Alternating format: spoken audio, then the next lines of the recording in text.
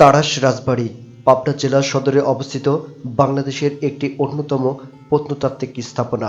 ভবনটি তৈরি করা হয়েছিল 18 শতকের কোনো এক সময়। ব্রিটিশ শাসনামলে তাড়াশ রাজবাড়িটি নির্মাণ করেন তাড়াশের তৎকালীন জমিদার রায় বাহাদুরের বনমালী রায়। স্থাপত্যর দিক দিয়ে এটির সাথে ইউরোপীয় রেনেসাঁ রীতির সঙ্গে মিল পাওয়া যায়। প্রিয় দর্শক, আজ আপনাদের জানাবো এই তাড়াশ রাজবাড়ির ইতিহাস ও ঐতিহ্য।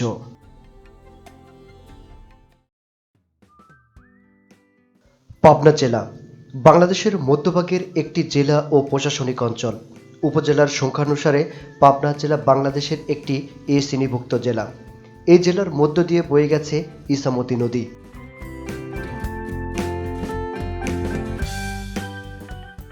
এই জেলার ঈশ্বরদী উপজেলায় ঐতিহাসিক হাডিং ব্রিজ এবং তার পাশেই লালন শাহ সেতু অবস্থিত।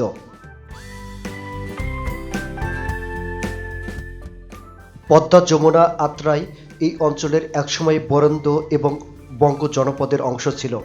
এছাড়া পাবনা জেলা উত্তরবঙ্গের গুরুত্বপূর্ণ এলাকা হওয়ায় মোগল ব্রিটিশ স্থাপনা পরিলক্ষিত হয়। পাবনার সরকারি মানসিক হাসপাতাল ভারতীয় উপমহাদেশের একটি ঐতিহাসিক হাসপাতাল। এই জেলার ঈশ্বরদী উপজেলায় গড়ে তোলা হয়েছে বাংলাদেশের একমাত্র রূপপুর পারমাণবিক বিদ্যুৎ কেন্দ্র, যেটি পদ্মা নদীর পাশে অবস্থিত। এই জেলার ঈশ্বরদীতে রয়েছে বাংলাদেশের ডাল গবেষণা ইনস্টিটিউট এবং ইকো গবেষণা ইনস্টিটিউট। এছাড়াও ঈশ্বরদীতে রয়েছে উত্তরবঙ্গের প্রধান ইপিজেড ঈশ্বরদী ইপিজেড। তাড়াশ ভবন পাবনা জেলা সদরের গোপালপুরের এ হামিদ রোডে অবস্থিত একটি বিশেষ প্রত্নতাত্ত্বিক স্থাপনা। পাবনা শহরের নান্দনিক সৌন্দর্য আর স্থাপত্যের অনন্য অমর কীর্তি এই তাড়াশ রাজভবনটি। 1911 সালে নির্মিত এই বাড়িটি এখন পর্যন্ত প্রায় অক্ষত অবস্থায় রয়েছে।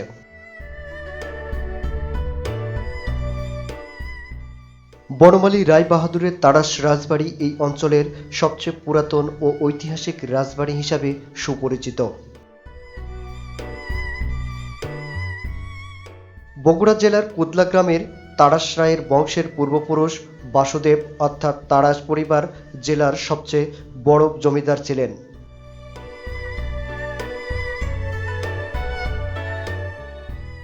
নবাব মুর্শিদিকুল খানের রাজস্ব বিভাগে চাকরি করে বাসুদেব তাড়াশ রাজভবনটি প্রতিষ্ঠা করেন। পরবর্তীতে বাসুদেব নবাব মুর্শিদিকুল খান কর্তৃক রায়চৌধুরী খিতাব ঘোষিত হন।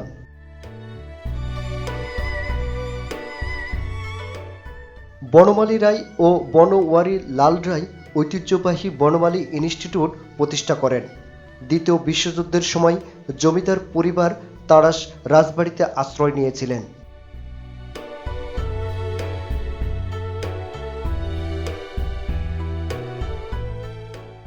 দুইতলা বিশিষ্ট তাড়াশ রাজবাড়ি ভবন দুইটি বৃত্তাকার স্তম্ভের উপর নির্মিত।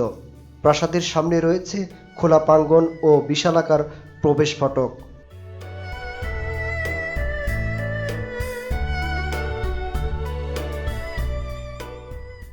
তাড়াশ রাজবাড়ি নির্মাণে ইউরোপীয় রেনেসাঁ রীতি প্রভাব লক্ষ্য করা যায়।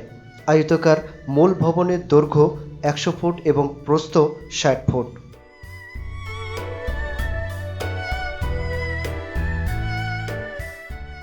চারটি করিন্থিয়ান স্তম্ভের উপর দ্বিতলা গাড়ি বারান্দার এই ভবনকে করেছে আরও আকর্ষণীয়।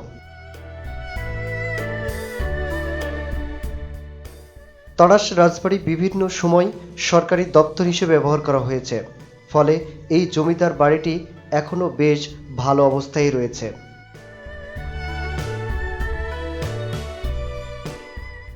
ব্রিটিশ উপনিবেশিক শাসনামলে ইউরোপীয় রেনেসাঁ রীতির প্রভাবে নির্মিত তাড়াশ রাজবাড়ি তাড়াশ জমিদার রায় বাহাদুরের বনমালী রায়ের অর্থানুকূলে স্মৃতি নিয়ে আজও জেগে আছে।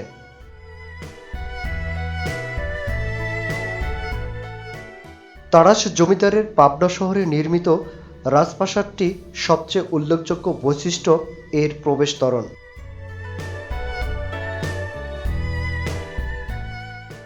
জমিদার ভবনের দুই পাশের দুটি বর্ধিত অঙ্গ সংযুক্ত রয়েছে এবং সর্বোচ্চ অর্ধবৃত্তাকৃতির খিলান সুষমভাবে সন্নিবেশিত করা হয়েছে। 1914 সালে রায়চৌধুরীর মৃত্যুবরণ হয়। 1950 সালে জমিদার প্রথা বিলুপ্ত হওয়ার আগ পর্যন্ত বনমালী রায়ের দত্তক দুই ছেলে এই জমিদারি পরিচালনা করতেন।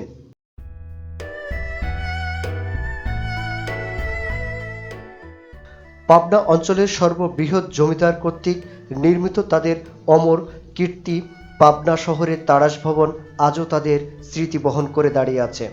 একসময় তাড়াশ ভবন জাদুঘর নির্মাণের দাবি করা হয়েছিল।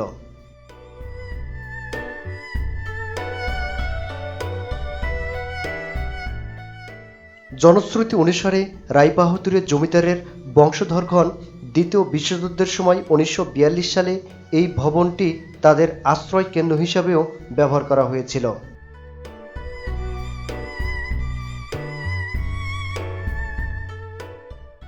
দেওয়ালের বিভিন্ন নকশা করা এই ভবনের সামনে রয়েছে একটি বড় প্রবেশদ্বার।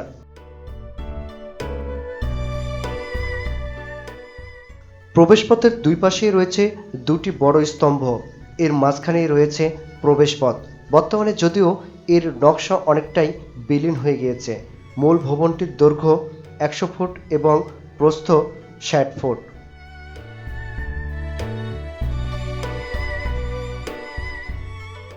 প্রিয় দর্শক, আজ এই পর্যন্তই। সবাই ভালো থাকুন, সুস্থ থাকুন, সুন্দর থাকুন। ভিডিওটি ভালো লাগলে চ্যানেলটি সাবস্ক্রাইব করে অবশ্যই পাশে থাকবেন।